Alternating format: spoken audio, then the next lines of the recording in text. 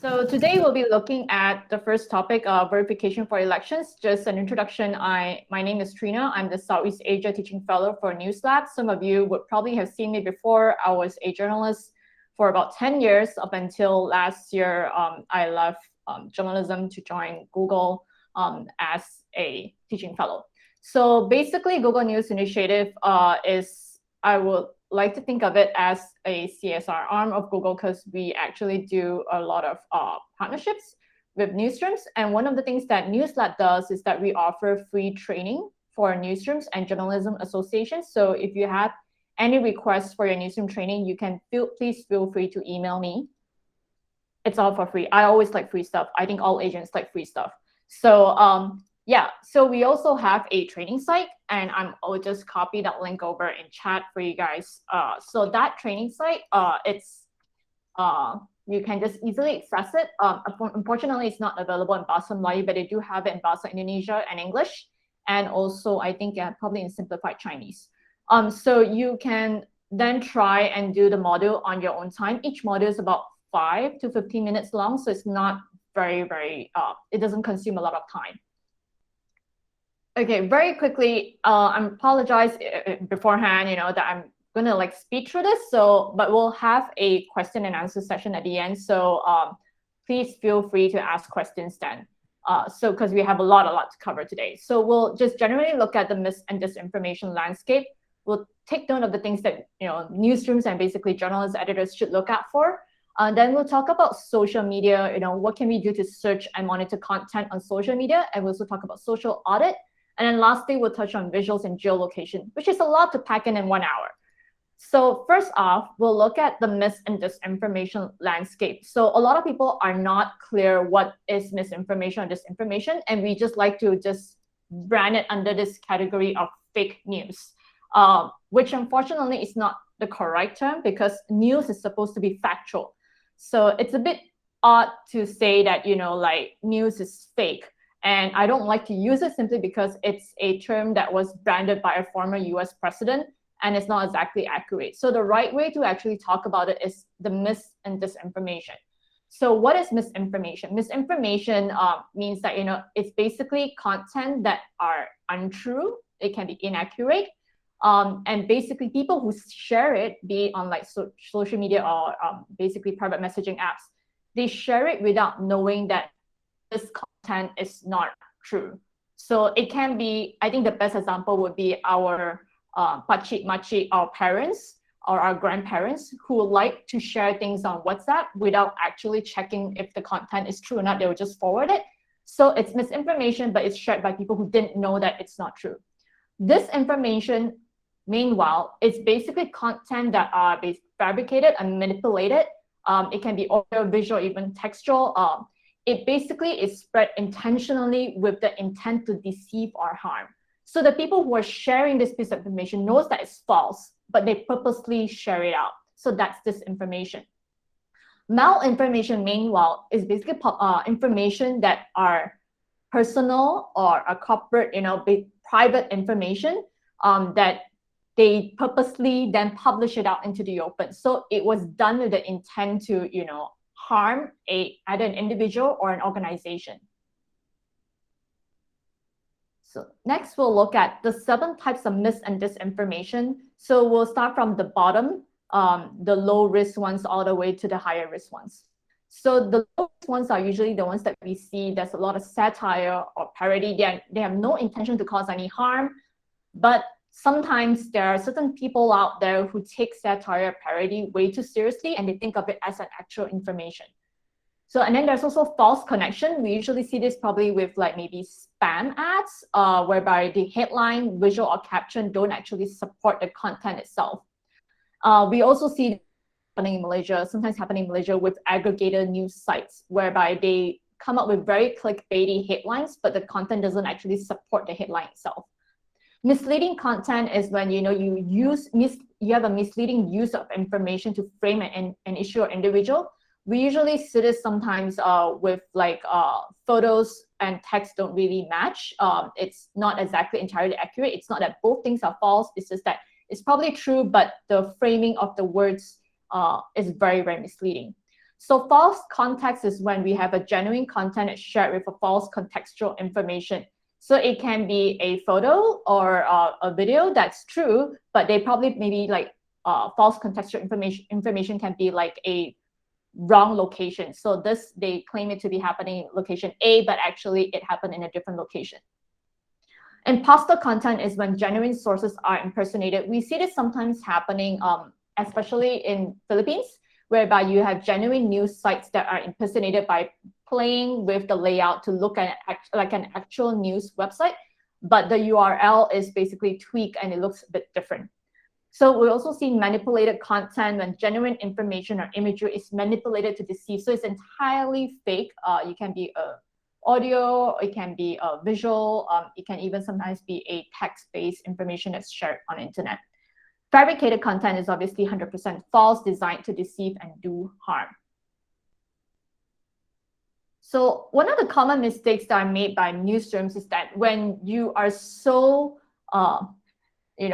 pressured by your editors to pull out stories because of it's a breaking news, you need to compete your competitors and you have to be fast, but you forget to do proper checks before publishing.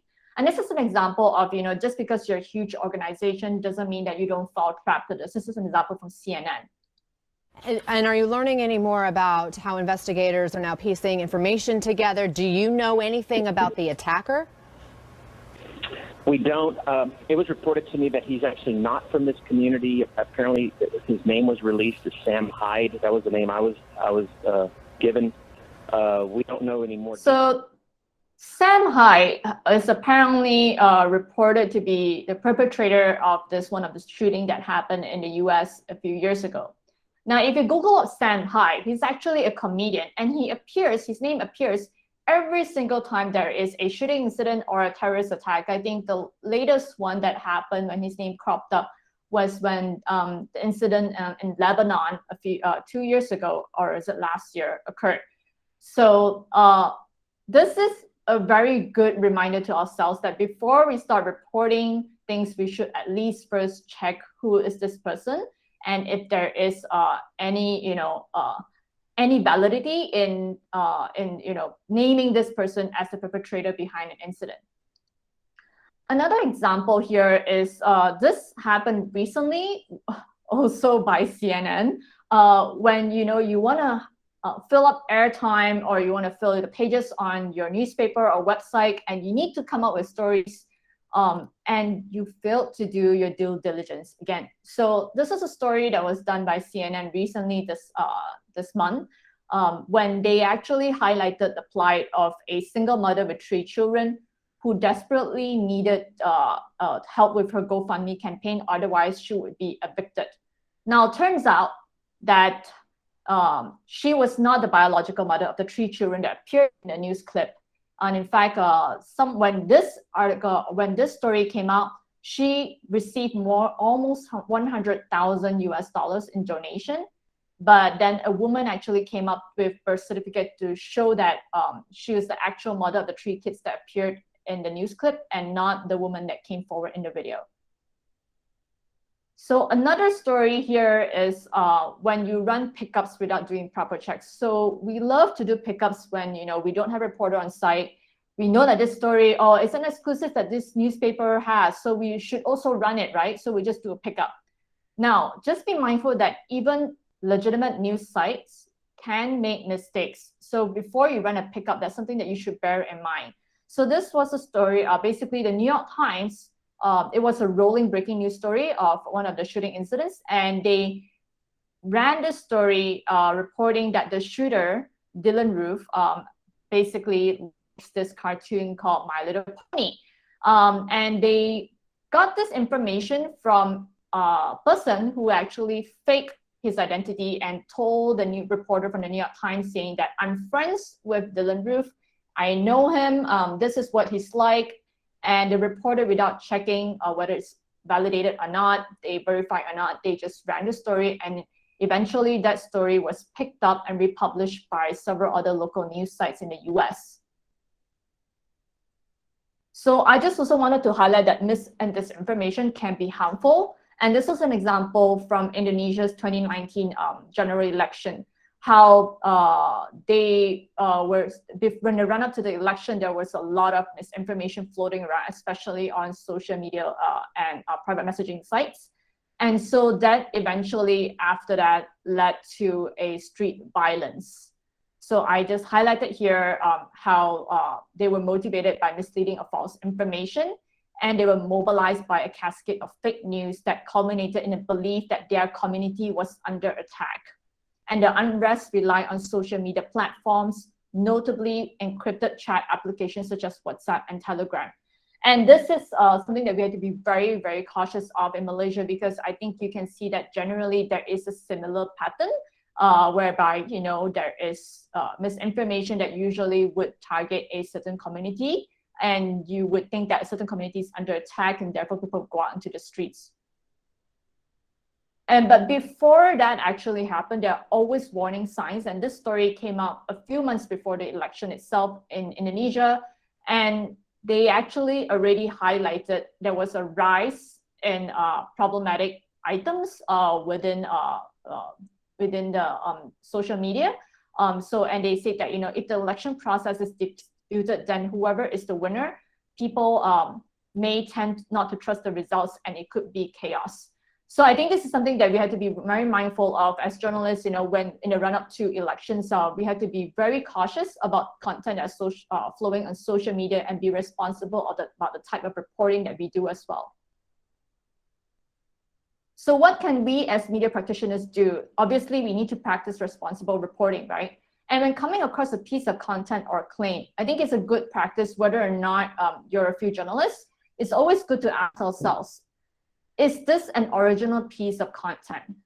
Is this content recycled or new? How does this content make me feel? Does it make me feel angry, fearful, scared? Does it make me feel like I should go out there and do something about it?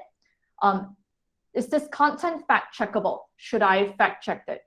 So the solution to this obviously can be as easy as Googling for answers to see if others have reported on this piece of information or if they have debunked it.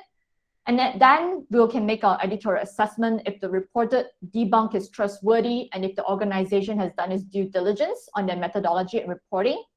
Or if it has not been debunked, do we as a newsroom want to debunk this claim? Now, I just wanted to mention that, you know, that there are verified fact-checking organizations around the region. So one of the things that you can actually do is to surface to see if there are surface articles from different organizations that has the IFCN certification. So IFCN is the International Fact-Checking Network, and so they do give out organizations that are signatories to IFCN verified claim, and so you know that they have to adhere to certain protocols and methodology before publishing fact checks. Around Southeast Asia, we have AFP, Rappler, and Check Fakta from Indonesia. And the reason why I highlight these three is because most of the time, Malaysia-related misinformation would also surface in our neighboring countries, like especially Indonesia. So it's worth checking out debunks made by ICN-certified news organizations in neighboring countries for Malaysia-related misinformation.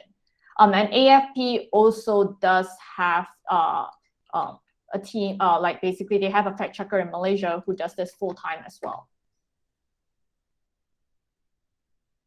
And the other tool that you can use is basically, it's called Fact Check Explorer. It's a toolbox by Google, and you can search for any debunks that have been made based on topical keywords and even by country. So what I'm going to do is I'm just going to click open this so that you can actually have a look. So this is what happens when I click the topic as Malaysia, and I'll see all the different fact checks done by different news organizations that are related to Malaysia. So these organizations are they are not necessarily Malaysian, like Boom is from India, but they are a verified fact-checking organization, so they would definitely surface on the Fact Check Explorer.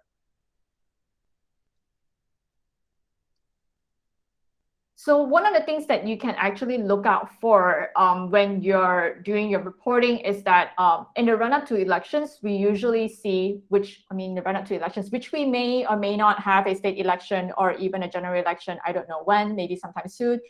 But in the run-up to elections, one thing that we always notice is that there is a sprout of new websites.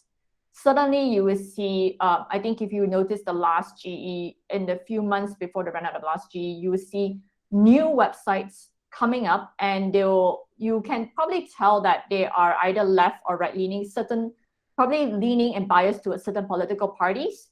And then you kind of feel that, okay, maybe those websites are tied to a political party or maybe a politician, right? Or maybe an organization that's friendly to a particular political party. But how do we know for sure? One thing you can always do is that you can analyze the website itself. So there are 3 different sites that you can actually use to run analysis of websites. I will drop the links in chat as well, so you can bookmark them. So basically, these sites are I can look up who is domain tools, and also Minic. Minic only works for URLs that ends with .my. So that applies to whatever Malaysian websites that ends with a .my.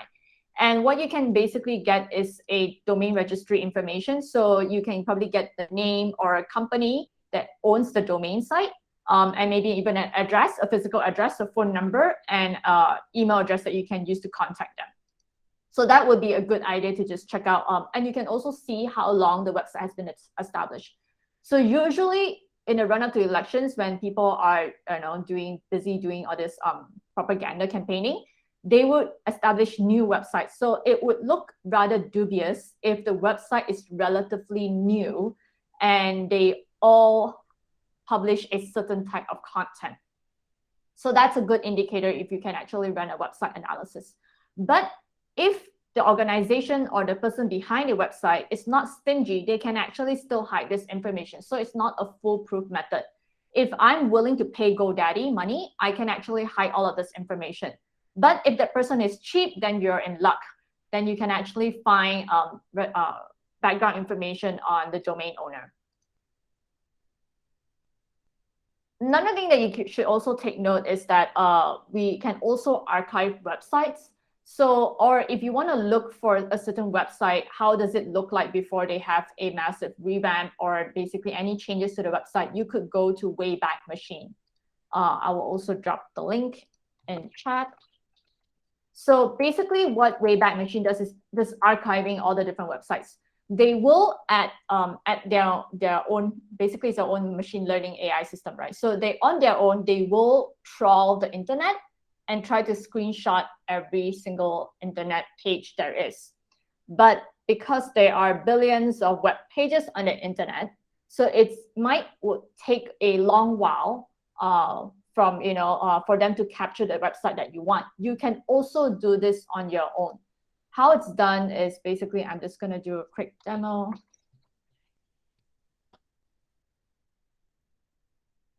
So how it's done is that if you want to save a page, and this is especially handy if we know that, okay, we got this web page, we want to save it. Usually we just do a screenshot, but we always run into a risk of the person or organization we're reporting about. They will then come out to claim that, oh, this screenshot is fabricated, it's manipulated, it's fake.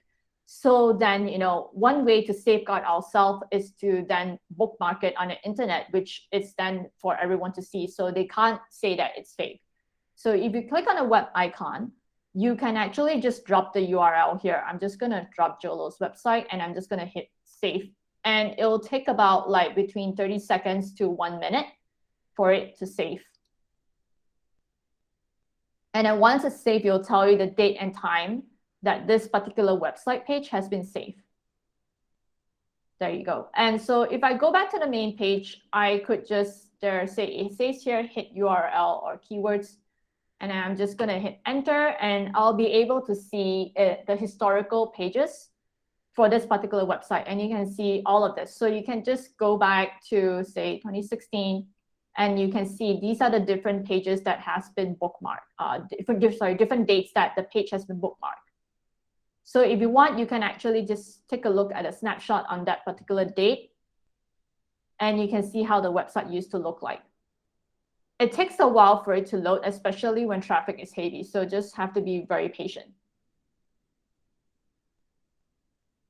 Yeah, so this is how Joel's website used to look before its revamp.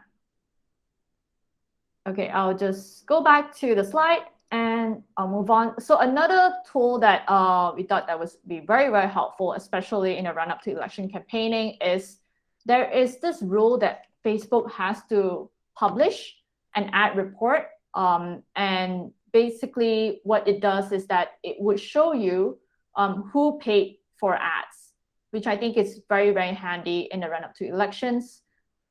You can just then, I've narrowed it down to Malaysia. You can select country, and then you can then look at the spending tracker. You can also then, social issues, elections, or politics. So then you, unfortunately, it only goes up to last 90 days. So you can't see beyond that.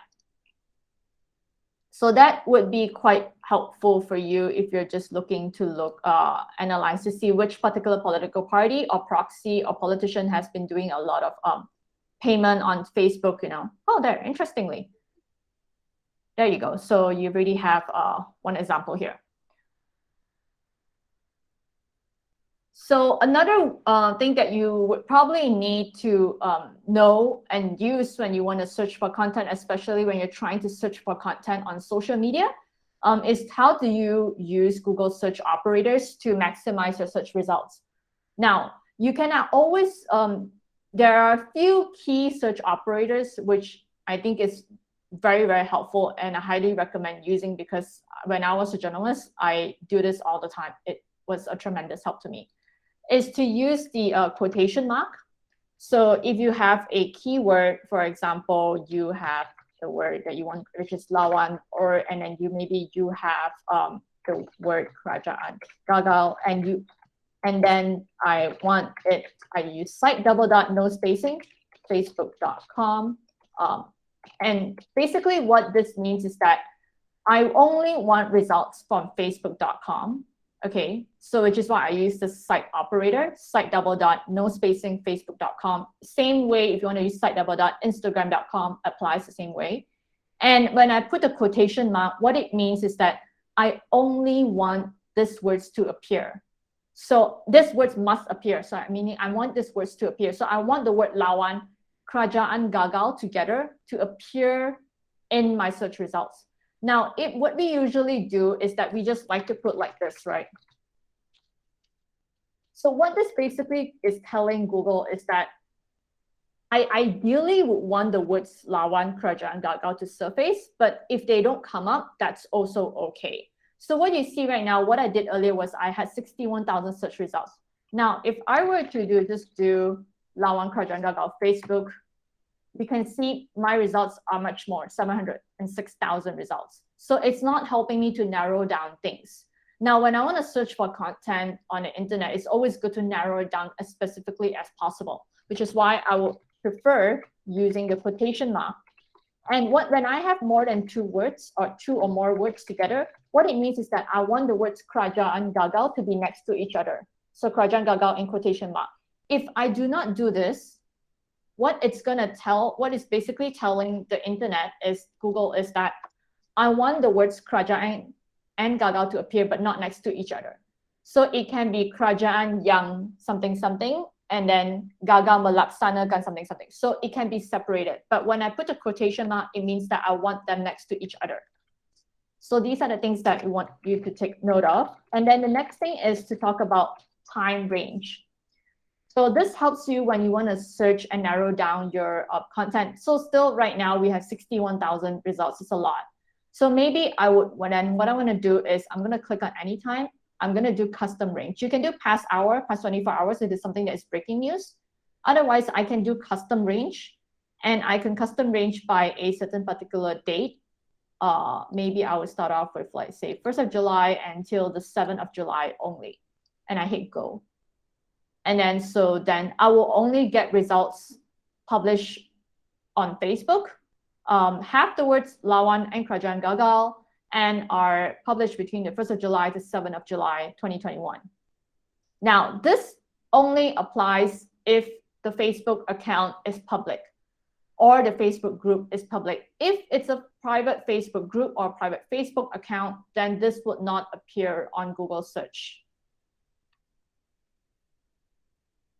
Next thing we're going to look at is Facebook internally. They do have an internal search, which I think most of you know that there is a search bar, which you can use, and you can then use to like narrow down by maybe like the date posted, which is only year, and maybe post from a certain location. But that's like a general surface search, right? The other thing that I'm not sure if you guys know is that within each particular page, there is also a search button. So when you go to a search page, when you go to a user's page, there is a search button here, which you can then click on search, and then you can search by keyword, and it will surface you results from that page itself. Now, this is an external tool called whopostedwhat.com. It's not related to Facebook, and hopefully it still stays working for a long, long time, because every time whenever Facebook changes the backend algorithm, sometimes these third-party external tools do not work. So that's the caveat that I also want to put out there. Now, what is Who Posted What useful for is that I'm just going to quickly show you that every username has a UID, a unique identification number, which you can then use to find different information. So you just need to copy paste the Facebook URL of the page, and then you click find and you'll get the UID. And from that UID, you can then use this particular tool, which is, post from this particular UID user about a certain keyword, and you hit search. And you have to be logged onto Facebook when you're using this, because it would bring you back to your Facebook account and show you results from your Facebook account. So this is also helpful if you want to look for searches by specific day, specific month, or specific year with specific keywords, which you're not able to do on Facebook internally, because Facebook only narrows down by year, not date. This time range feature is also useful because you can then search by keyword and then narrow it down by time. I'm just going to show you an example from, say, just last month. Okay, I just want a post about Croptangle from 1st of July to 31st of July, and I hit search, and it'll be tied to my Facebook account. So then I will see here posts on Facebook that are from July 1st to July 31st and has the words Croptangle in it. Now, it's still a lot, but it helps you to narrow down considerably, right? And so what I can also do now, I hope you guys pay attention, is that you can also narrow down searches by videos or photos by playing with the URL on top here. Now, what this says here is facebook.com/search/post. I just need to highlight the word post and change it to photos, and I hit enter. And now I will get all posts within the time frame that I specified, 1st to 31st of July, specifically that has the word Croptangle, but contains photos in their posts. So you will see only basically Facebook posts with photos that has the keywords that I want within the time frame that I want. You can do the same with videos. Again, I go back to the URL, I double click and highlight the word photos. I change this to videos. I hit enter.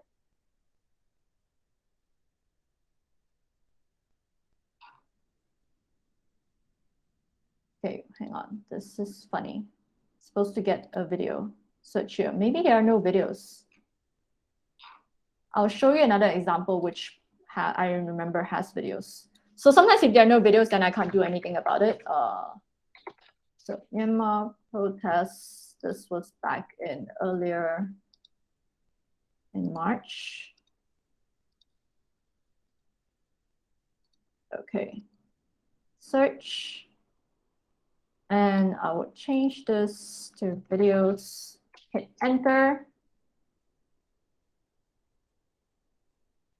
There you go. So I will get video results on Facebook within the time frame that I want, with the keyword that I want. Okay, I'll have to get moving on. It's already 1:30. So this is cover this. Another tool that will come in handy as well is called Intel X. I will also copy the link here in chat. So Intel X also is an external party tool, and it can also do searches on Facebook. So you can also then do by posting a particular date, month, keyword. And then this is the thing that you can also play around with on Intel X, is that you can search by, say, photos. And then you can add in the entity ID is in the UID. And then you can put that as add filter later on. And then you can narrow it down by date. And you can put in a keyword. And then you can then just hit enter and you get the results. Now, Intel X also does have other tools on it besides Facebook. So probably worth highlighting is that it also helps to look for public Telegram groups that you can then just search for. And if you're trying to join certain Telegram groups because you want to do monitoring for content, especially if you want to see if there's any claims, or like, false or misinformation floating around messaging groups, this is one way to go about it. Twitter. Okay, Twitter also has an internal search, but with Twitter, it's really funny because if you go to your Twitter account, you don't actually see this advanced search function. And if you go into your settings, you don't actually get to see any option for advanced search. So they have a direct URL which you can bookmark, but if you ever forget the direct URL or you lose the bookmark, you just have to remember this is one quick tip on how to get to the advanced search page. You can type in any alphabet. So say, for example, I just type in Z, I hit enter. And then I will see this three little buttons on the top right. I just have to click here, and then I will see the advanced search function here. I'm not sure why Twitter make it like so hidden, but this is what they do. So we just found a workaround way to it. So the good thing about advanced search here on Twitter is that, it's similar to Google, whereby you can narrow down by keywords. But what I really think is very, very useful for journalists, especially when trying to monitoring viral content. Yes, you can specify by specific accounts, but this engagement part is incredibly crucial. So you can have you can narrow down by your own yardstick, like what do you consider as viral? If you think like a minimum of like, say, 500 retweets is viral, then you can put that as 500, or maybe like how many likes you think would be a good indicator for virality. And then you put it on your metrics that you want, and you can even put it narrowed down by dates. And I think you can even just select language. But bear in mind, when you select language, it will only detect like formal language, which doesn't really work in Malaysia, when a lot of people don't use formal Bahasa Melayu, they use Bahasa Pasar. So that's not super useful because Twitter cannot identify and they don't recognize like all this acronyms and short forms and like Bahasa Pasar, they just don't understand that. So you could just keep it as blank, and you could then just use by keywords. Okay, and there is also another tool that you can use to just search for stuff on Twitter. And this one's pretty handy because it allows you to filter by media type. So if you want certain content that only has video or only has links or only has images, that's one way to use. This tool is called Invid. It's a Chrome extension, so you will have to download the Chrome extension. But Invid is highly recommended by all fact checkers everywhere because it's a very, very incredibly useful tool. So when you're monitoring content, if you're an editor especially, it's always good to use Croptangle for Facebook. Unfortunately, you can't request for individual access. For Croptangle, it's always newsroom access. So if your newsroom do not have Croptangle yet, please request for newsroom access. They'll give it to you. It's owned by Facebook, so like we have no say whatsoever because we're Google, but yeah, they usually give it to newsrooms. And if your newsroom already have it and you think it's useful for you, then you should ask your newsroom that's that host ownership of it to share the account, because that account can be shared among many different people. And what Croptangle does, it's very, very helpful to help you monitor content that are going viral on Facebook. Of course, newsrooms now use it to also track their article performance on Facebook versus their competitors, like whether their articles are getting good engagement on Facebook or not. But another way to also use Croptangle actually is to monitor virality of content. And so that gives you a heads up to know, if a certain content is going viral and it looks, maybe the content, the claim or in the content looks a bit dubious, then it would then be a good way for you to tell maybe it's worth fact checking, right, since it's going viral. If you want to know more about Croptangle and how to use it, I just put up a YouTube link. I think it's done by Croptangle. They actually explain how the platform works. So if you don't have the Croptangle newsroom access and you would want a free version of Croptangle, there is a Chrome extension for Croptangle. You can actually just Google it up, Croptangle Chrome extension, and you'll see it. So you can download it. It has, of course, its limitations because it's a free version.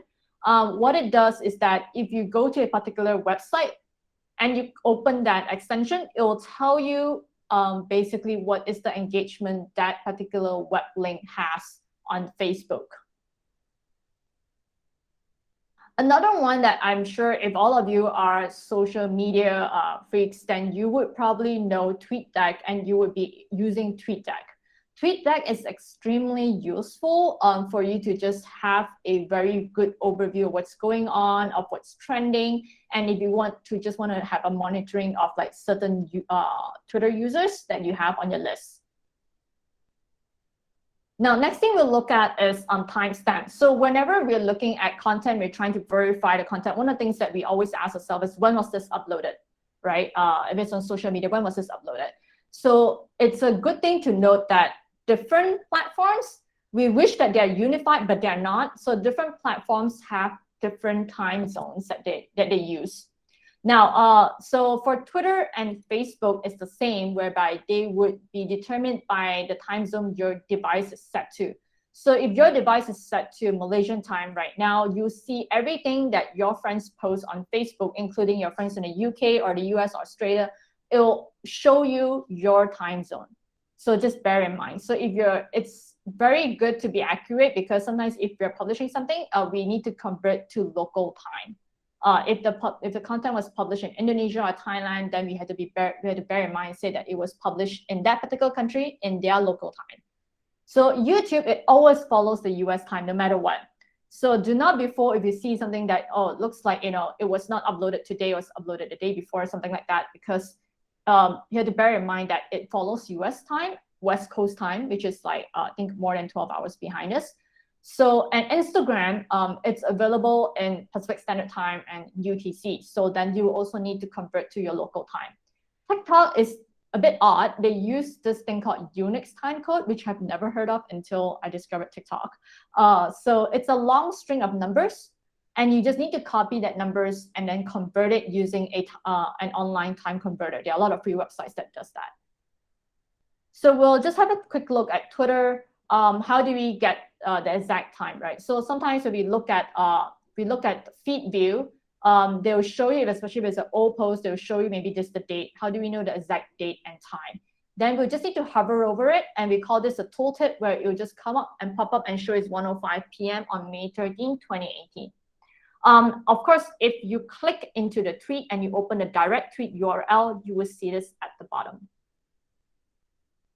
Facebook also does the same thing, whereby you either have like a few hours ago or a date. And so what you need to do is you need to hover over it. And again, this tooltip will appear to show you the exact date and time. Now, just to bear in mind that it's always better to click that post and open that post in a separate URL and not view it from your newsfeed, because on your separate URL actually gives a more accurate time. So as for YouTube, this is an example of like, this guy uploaded this video talking about solar eclipse on 9th of January in Phuket. But on YouTube, it displays as 8th of January. It's not that this guy is ahead of his time. It's rather because, Thailand is obviously his time is much faster than the West Coast. So obviously everything that's published, even though it's on 9th of January, it could appear as 8th of January on YouTube. But to get the precise exact upload time for YouTube, we'll need to use Indeed.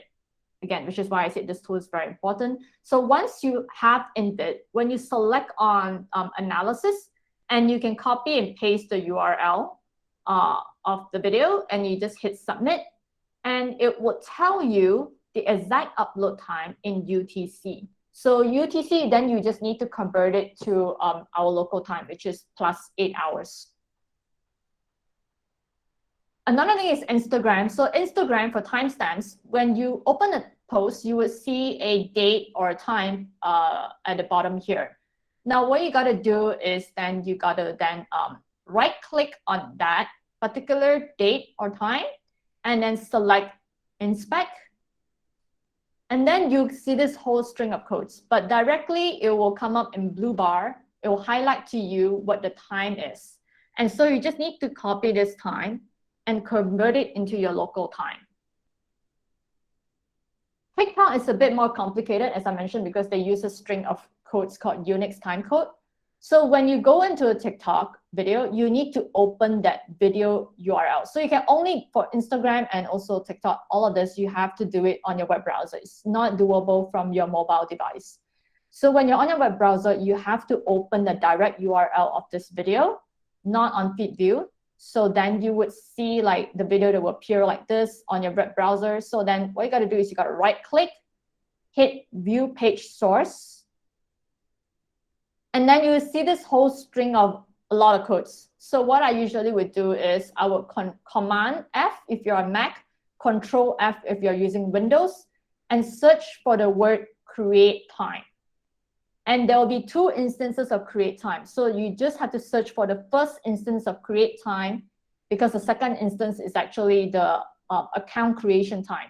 The first instance is the upload time. So you can double check by looking at the hashtags, the caption, if it's the same caption as the one that you have seen in your post right before the create time. You copy the entire string of numbers, make sure you get the whole number, you put it onto a time converter website, and you'll be able to get your time. So in UTC, and then you can convert it into your local time. So the next thing we're going to look at is we'll talk about social audit. So whenever we see people posting random stuff and maybe it goes viral, or we were suspecting certain accounts of bots, either be it bots on Facebook or bots on Twitter, maybe they're political supporters of a certain politician or political party. If you suspect those accounts of bots, right? How do we determine whether they're bots or not? One way is to check if that person exists on multiple different platforms, because a real person would obviously have an Instagram page, a Facebook page, a Twitter page, a LinkedIn page, a YouTube page maybe, and even like a Snapchat page, right? They will have all these different social media accounts. So if it's a bot, you obviously wouldn't take the effort and time for your bot to have multiple different pages on different platforms with the same user ID or same name. So this is one good way to check if that account is a legitimate person or not. There is another tool that works for Twitter. It's called a Botometer. It's a tool that's designed by a university. So what it does is very, very quickly, what it does is that when you put in your username, it helps you to check if the Twitter account is likely to be a bot or not. It's not 100% validity like tool that you use to validate. It's just one of the things that you can use to corroborate the information that you have. So you shouldn't jump to a conclusion so quickly just because you use Botometer that this account is probably a bot.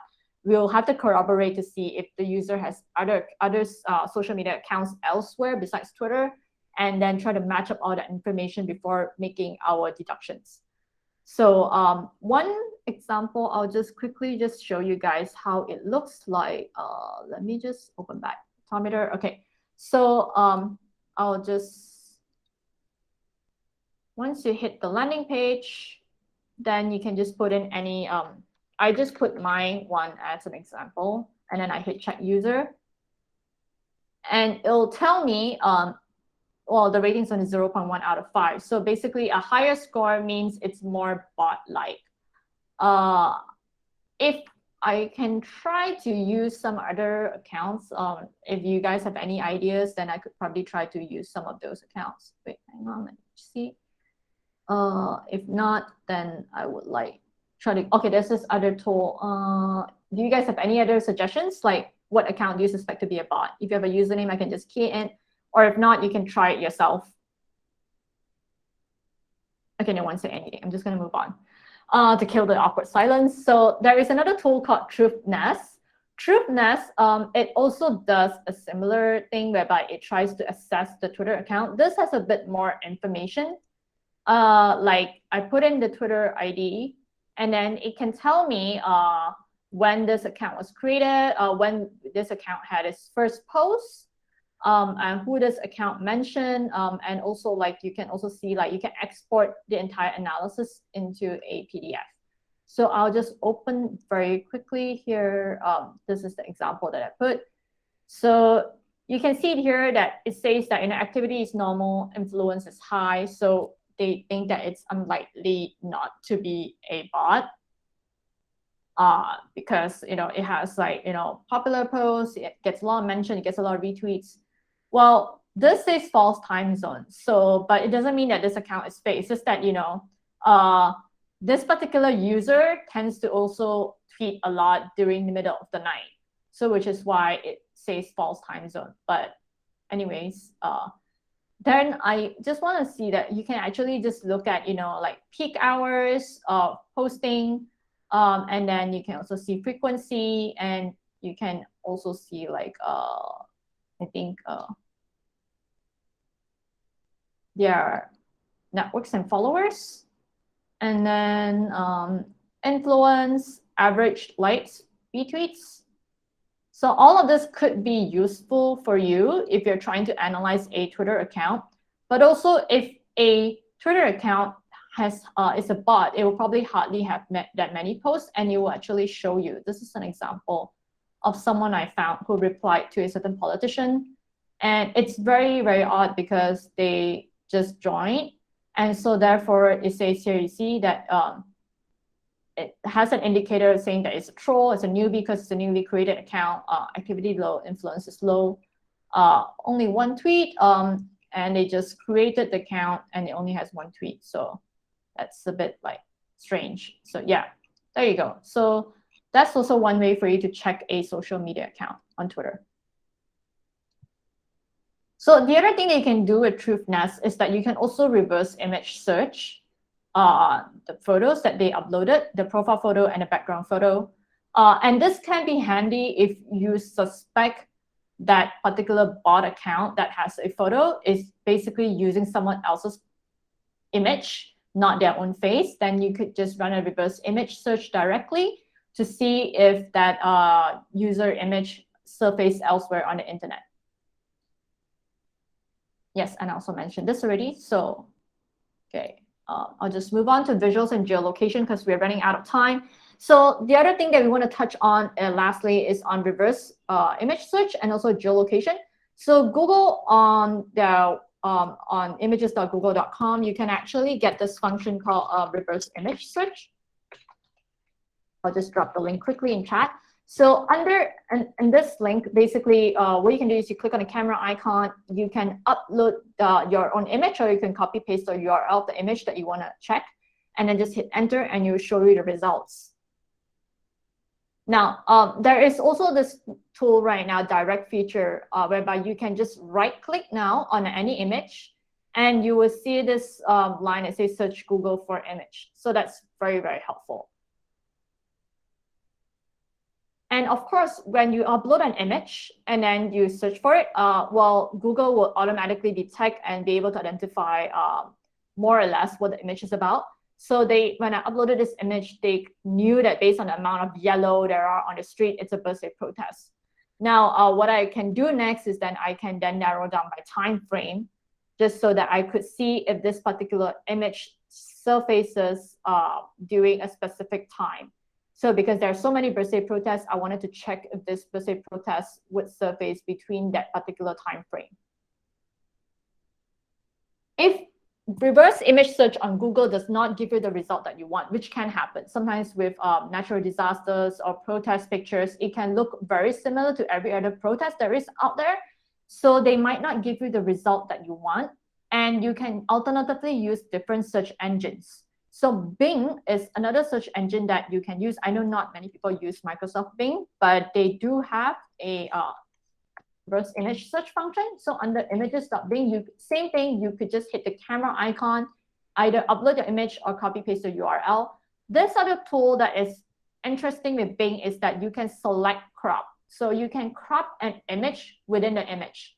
So for example, I only want to search for this particular part. It can be a building, it can be a logo, it can be a name that you see, maybe a shop front name that you see in the image. And then you can just search for that particular part within the image. Yandex does the same thing. They also have the same feature as Bing, whereby you can also crop and have that particular part of the image scan. So right now, I think one thing we want to recommend Yandex for is that it's very good with logos, abstract graphics, architecture, landscape, and faces only for Eastern Europe. So like, I would highly suggest if you have certain things that you cannot identify using Google, like maybe like the streetscape architecture-wise, or certain logos that you see like on the shop front or on the street sign or on a banner, or even on a jacket of a protester, that can be very helpful if you can just crop that out and use Yandex to search.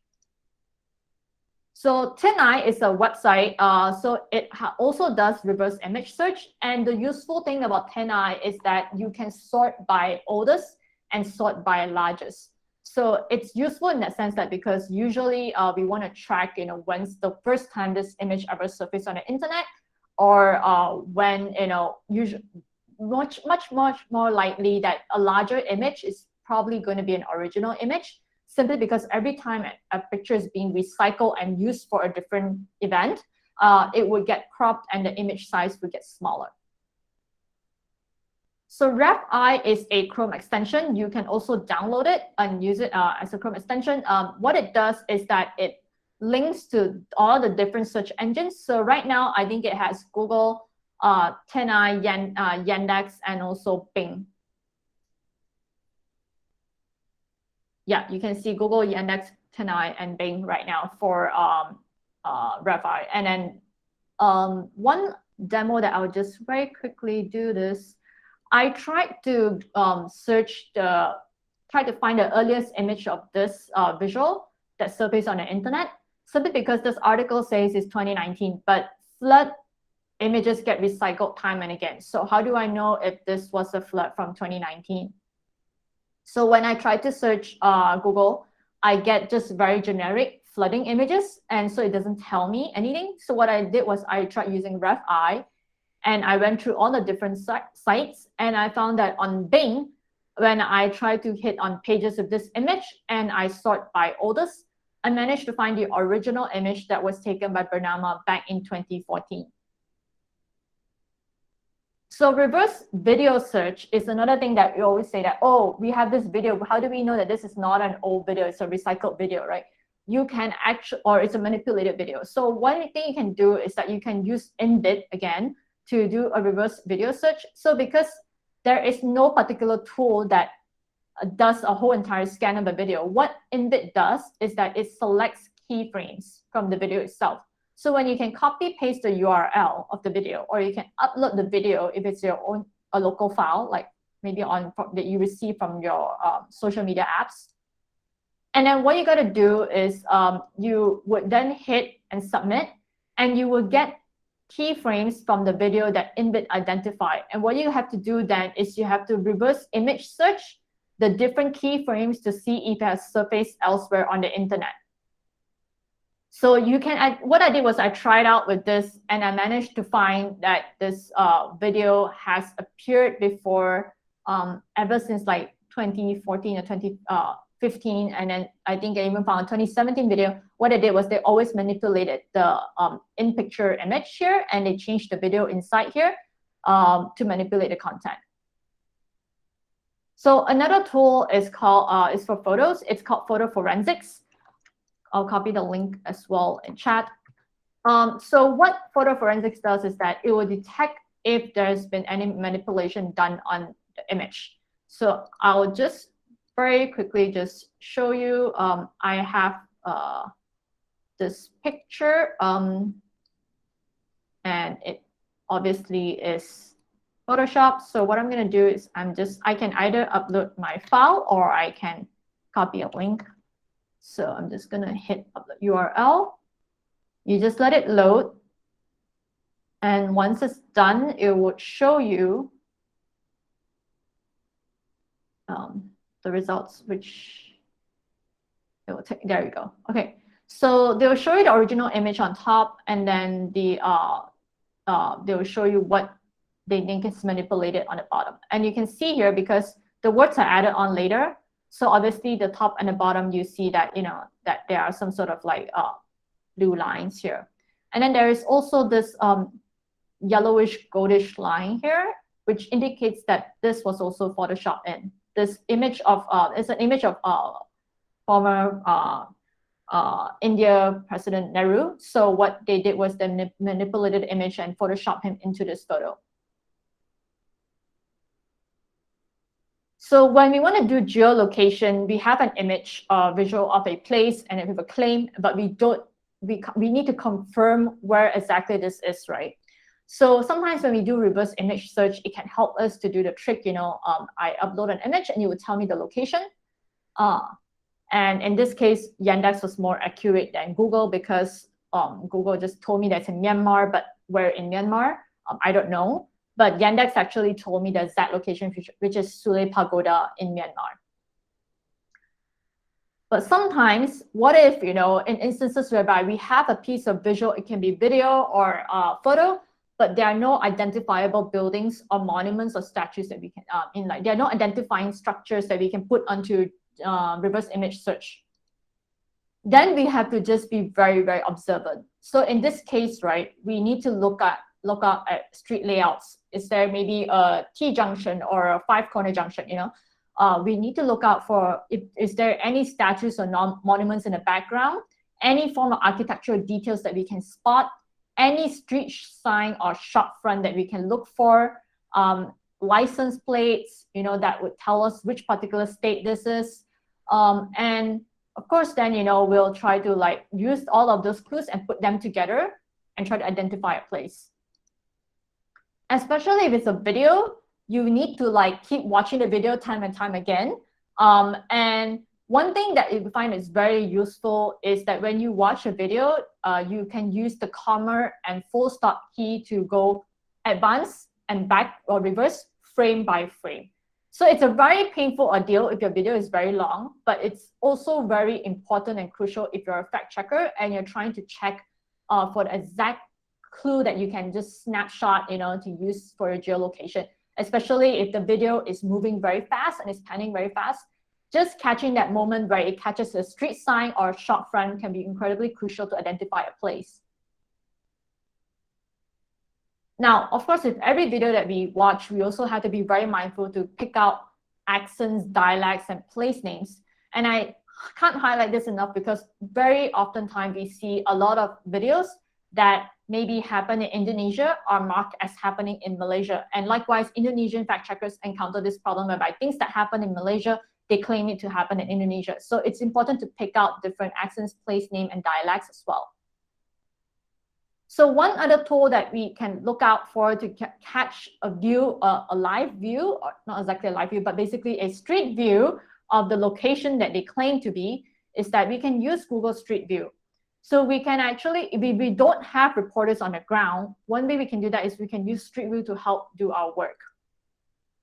Now, how do we use Street View? So actually, when we go on Maps, Google Maps, I think all of you know how Google Maps look like. I don't know how many of you actually noticed there's a little yellow man at the bottom right. This little yellow man is your lifesaver because that's where Street View is. So you click on the little yellow man, automatically you see blue lines appear. Now, if there are no blue lines in the location you're searching for, meaning there is no street view.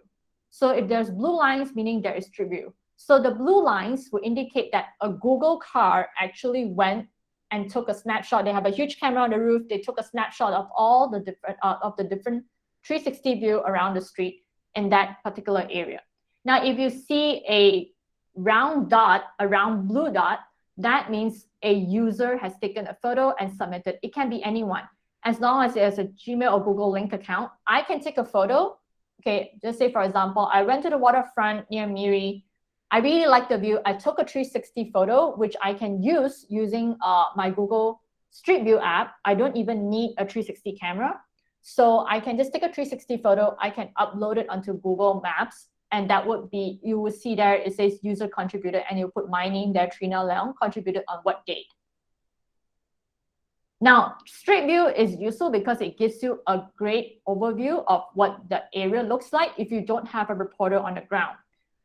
And you can use that to match your visual, whether it be your video or a photo that you have with you.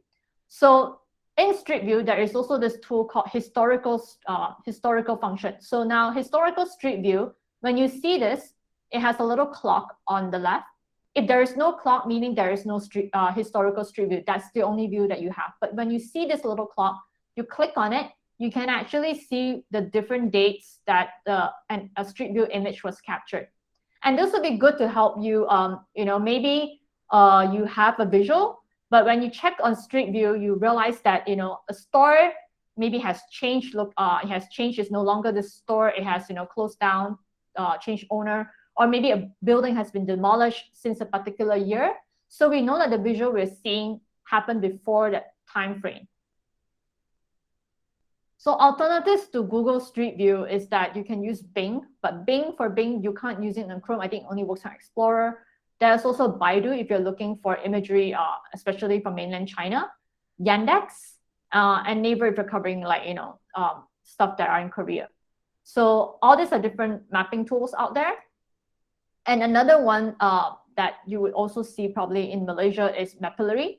So Mapillary is crowdsourced. It depends on user submission. So there is no like a Google vehicle that goes around and just taking snapshots. So it would be basically people that just took pictures and just upload it onto Mapillary.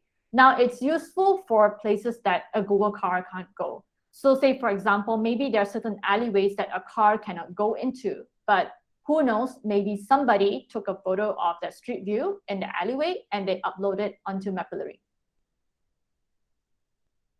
Now, in the event that you cannot find a street view, then we will need to rely on satellite imagery. So I just want to show this example of how they use satellite imagery to identify a location.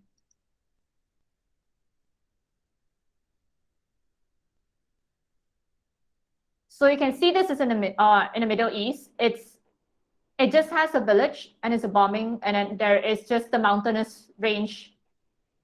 So the only clue they have is basically the terrain of the mountains, which they took a screenshot of the video and they tried to draw, okay, what are the markers that they need to look out for? So this particular ridge that shapes like this, and then there is a slope in the mountain that goes down here. So then usually when people send you a video or a photo, they'll tell you, hey, this happened in this particular village, in this province. So then you just need to check on Google Earth to see if it matches up.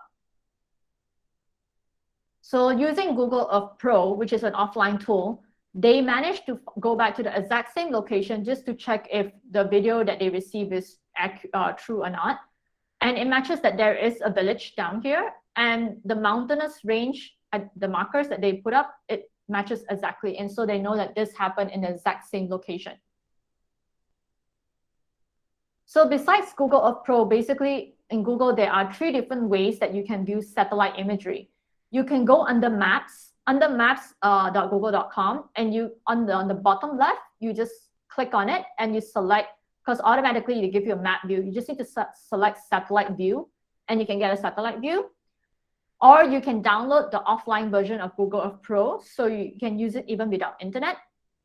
And you can then also hit on this clock icon if you want a historical satellite view of the place. And on Google Earth Web, this is the web version of Google Earth, you can also search for a location and have a satellite view of the place. So sometimes Google Earth might not give you the answer that you want. This is an example of a screenshot that we took of a protest in Iran. It was a video, so we just took a screenshot of this because we realized that this was the only identifier that we could use to geolocate the place, this building, because of its unique architecture. Now, there is no street view available. So what do? We have to use satellite view, right? So then we go to Google Maps and we go to the location that they claim this protest to be held, and we find this building, which could be possibly the building that we're looking at in the video, but we're not too sure because this is a direct 12 o'clock top view. Then we went to Bing Maps. So Bing Maps satellite view, their satellite capture was at a different time of day. So fortunately for us, it has a tilted view, which allows us to see this obvious curve in the building that matches the one that we see in the screenshot. This is another example. I highly recommend that you guys have a look at this. It's very, very good work that was done a few years ago by the BBC. By using,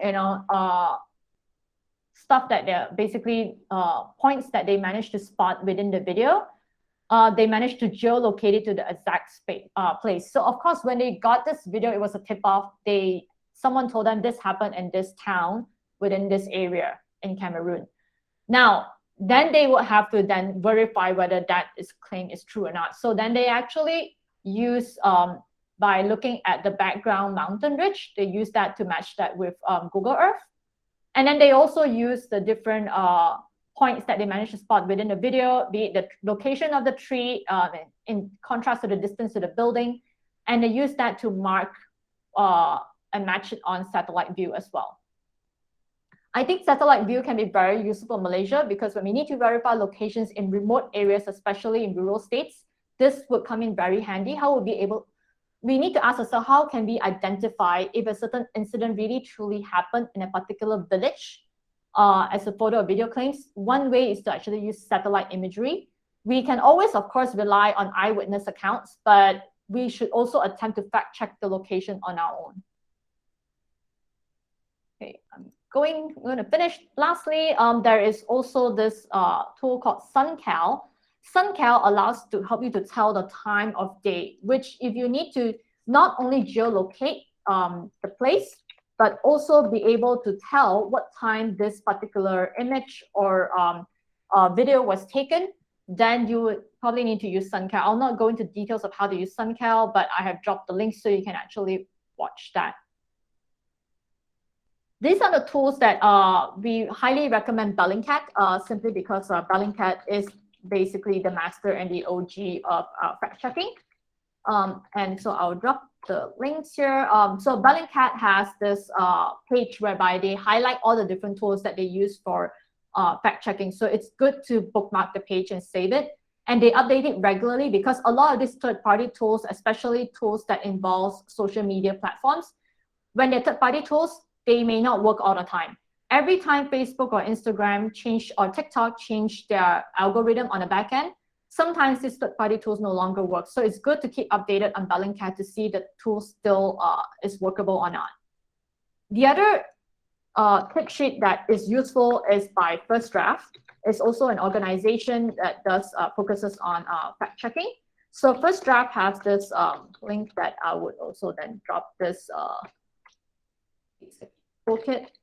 There you go. So then First Draft also has, it's similar to Bellingcat, they also have this page which you can bookmark and follow. Now, I think one last thing is that a lot of people are worried about deepfakes. And I just want to generally, as a word of caution, in Malaysia, deepfakes are not the most issue of concern because deepfakes requires a lot of effort to actually create a video that is a deepfake. So most of the time, much of the misinformation we see in the region are low level. Basically, either the photo is manipulated or the photo is genuine, but the text accompanying the photo on WhatsApp or on Facebook is misleading or false context. Or in this case, what happened here in the US is that they slow down the video. So that can also happen. By slowing down or cropping or editing a videos so that you don't get to see the full picture, that could also be one of the ways that we see misinformation spreading. So I've reached the end of the session.